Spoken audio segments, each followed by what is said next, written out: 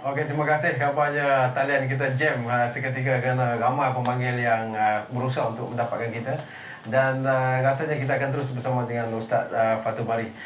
Soalan yang dikemukakan oleh pemanggil kita ni tentang angkat tangan nak baca doa sebelum masuk tanah, cucu dia lah. Itu yang pertama. Yang keduanya, orang ada menyebut rata-rata Ustaz bila waktu azan saja nak masuk waktu sembahyang ni, bila kedengaran azan, setan ni dan iblis akan masuk ke dalam bilik air, dan waktu itu tak sesuai untuk kita masuk bilik air, kerana kalau kita buang air besar dia akan lumur najis kepada kita. Jadi sejauh mana logiknya, adakah nas-nas yang jelas tentang ini? Silakan Ustaz. Wallahualam, tentang persoalan yang pertama, saya rasakan tak satu persoalan yang jelas. Memang daripada Nabi SAW sendiri berkenaan dengan isu angkat tangan di dalam doa ni, ada beberapa keadaan yang Nabi SAW tunjukkan. Seperti ketika doa istisqa, minta hujan, Nabi SAW mengangkat tangan. Seperti di dalam kunut, Nabi SAW kunutul witir, dalam kunut witir Nabi SAW mengangkat tangan, dinukilkan daripada baginda sedemikian. Adapun ketika mana sebelum daripada memasuki tandas, wallahu alam, daripada hadis-hadis baginda SAW tidak dinukilkan baginda berhenti dulu di hadapan tandas lalu mengangkat tangan. Kemudian baru masuk tandas. Sebaliknya doa-doa yang telah dinyatakan oleh Al-Fadhil Ustaz Fadlan sebentar tadi, Bismillah dan kemudian Allahumma inni a'udzubika minal khubuthi wal khaba'ith, itu saja yang ada.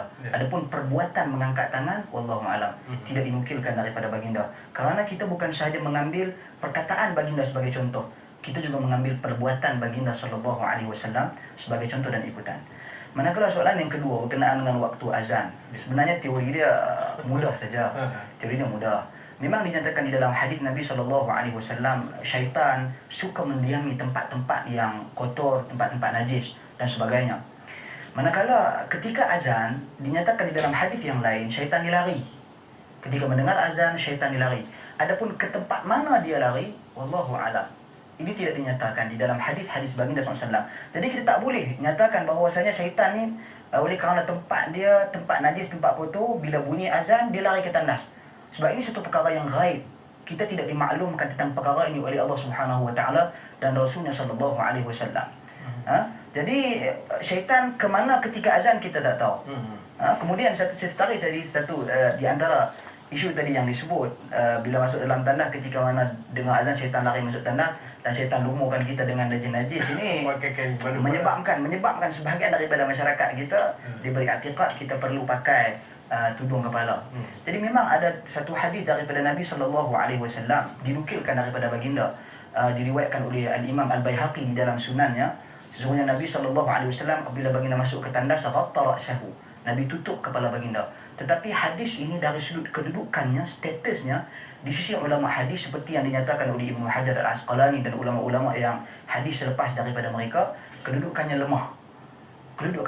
Kecuali di sana terdapat satu riwayat daripada Abu Bakar As-Siddiq radhiyallahu an. Beliau yang mengamalkan sebelum masuk tandas menutup kepala. Adapun daripada Nabi sallallahu alaihi wasallam tidak dinukilkan satu riwayat pun. Oleh kerana itu, dalam persoalan ini maka tidak menjadi masalah. Kita nak tutup ke, kita tak mau tutup ke? Sebab tidak dinyatakan mengapa Abu Bakar tutup, wallahu a'lam, tidak dinyatakan. Dan mengapa Nabi SAW tidak tutup, tidak dinyatakan juga mengapa. Jadi kita nak tutup pun tak apa, tak mau tutup pun tak apa. Permasalahan yang berlaku pada hari ini, apabila kita bertindak menghukum, ni kalau tak tutup kepala, syaitan ni dia kencing atas kepala. Kalau tak tutup kepala, botak kepala dan sebagainya. Jadi ini satu kita seolah-olah mengetahui perkara-perkara ghaib yang mana Allah Subhanahu Wa Taala tidak perlihatkan kepada kita, wallahu a'lam. Baik, itu satu penjelasan yang cukup jelas, kerana kita ni kadang-kadang pandai-pandai buat keputusan hukum ni kan. Apapun kita mengharapkan penjelasan yang diberikan oleh Ustaz Fatul Bari tadi dapat menyelesaikan banyak masalah yang sedang orang kata dihadapi oleh masyarakat Islam secara keseluruhannya.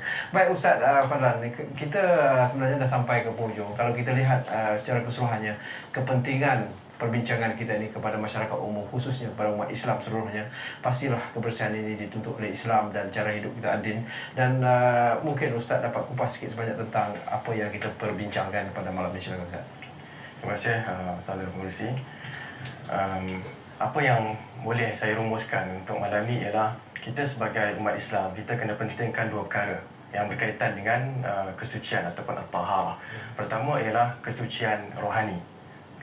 kesucian rohani. Dan itu seperti yang telah disebutkan oleh Ustaz Fathul Bari tadi, apabila seseorang masuk Islam, dia kena lafazkan lafaz tauhid, penyucian jiwanya. La ilaha illallah, tiada Tuhan yang berhak disembah melainkan Allah. Tiada Tuhan yang lain yang berhak disembah melainkan Allah. Itu yang pertama sekali. Dan kita kena bawa la ilaha illallah ini daripada mula sampai ke penghujungnya.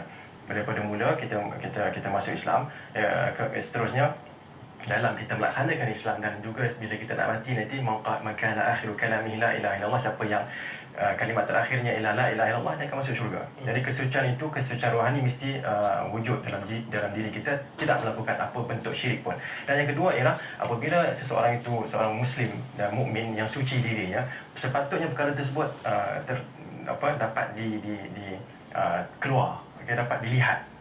Dan dengan itu jasmaninya juga akan menjadi satu yang boleh jadi role model, kesucian kepada orang lain. Itu yang sepatutnya. Dan itulah yang saya nak tekan di sini, suci rohani dan suci jasmani. Baik Ustaz Fathul Bari, saya sebelum ni saya dah buat satu teka-teki Ustaz dalam Hello Malaysia ni. Saya tanya dalam sebatang pokok tu yang mana belakang, yang mana depan. Sebenarnya bersangkutan juga dengan soal tandas. Jawapan yang diberikan oleh mereka ni, yang saya kutip ni, dia kata nak tahu depan atau belakang pokok Ustaz, apabila orang tu dia pergi buang air, berarti dia akan buang air di belakang pokok, dia takkan buang di depan. Yang dia buang belakang tu adalah belakang pokok Ustaz. Jadi bersangkutan juga dengan soal tandas ni. Jadi kepada mereka yang suka buang orang kata buang air kecil, mengata-gata, sebenarnya kita fikirkanlah kerana adat dan kemahuan kita perlu menjaga kehormatan seperti yang Ustaz sebutkan tadi, soal maruah dan sebagainya.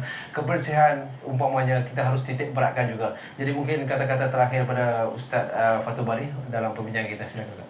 Bismillah. Wassalamualaikum warahmatullahi wabarakatuh. Jadi saya tertarik sebelum tadi berkenaan dengan teka-teki pokok sebelum tu. Jadi berkenaan dengan itu, datang daripada Nabi SAW dalam satu hadis yang diriwayatkan daripada Abi Hurairah radhiyallahu an.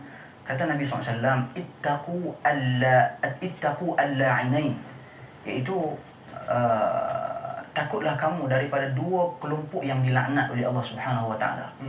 Itu kata Nabi, wa man la'inan. Sahabat bertanya kepada Nabi, apa itu dua kelompok yang dilaknat oleh Allah Subhanahu wa taala? Maka kata Nabi SAW, alladhi yatakhalla fi tariqin nas aw fi dhillihim, iaitu orang-orang yang mana mereka membuang air di jalan laluan manusia ataupun di bawah tempat manusia berteduh. Jadi kena dengan apa yang disebut oleh Tuan Musi tadi, pokok, tempat orang berteduh. Jadi dia pergi buang air ikut suka dia, melainkan pokok tu di hutan dan sebagainya. Adapun sekarang ni banyak taman-taman, denai-denai dan sebagainya. Jadi jangan kita ikut sedap, kerana ini di antara orang yang dilaknat oleh Nabi SAW. Dan yang kedua, kata-kata akhir berkenaan dengan persoalan ini, iaitu kita sebagai umat Islam, oleh kerana Allah Subhanahu wa taala sendiri dan Rasulnya mencintai kebersihan, kita perlu tampilkan. Sekarang ni kita melihat orang-orang yang menyeru kepada kebersihan ini, golongan-golongan barat, orientalis dan sebagainya. Jadi di mana umat Islam itu sendiri? Seperti yang bertanya sebentar tadi, mengatakan tanda sekolah kotor, tanda surau kotor, tanda sini kotor, sana kotor dan sebagainya. Salah siapa? Jadi kita perlu melihat pada diri kita tak mau menjadi seperti mana yang Allah Subhanahu wa taala sebut di dalam Al-Quran. Ya ayyuhalladzina amanu lima taquluna ma la taf'alun, wahai orang yang beriman, mengapa kamu berkata sesuatu yang tidak kamu lakukan? Ya, baik Ustaz. Terima kasih banyak kepada dua panel. Saya rasa tak cukup sejam untuk bincang pasal tandas saja, tapi apapun kita mengharapkan ke semua para penonton Hello Malaysia mendapat faedah dari apa yang kita bincangkan. InsyaAllah kita akan sambung lagi Ustaz dengan topik-topik yang cukup menarik. InsyaAllah kita jumpa lagi. Assalamualaikum warahmatullahi taala wabarakatuh.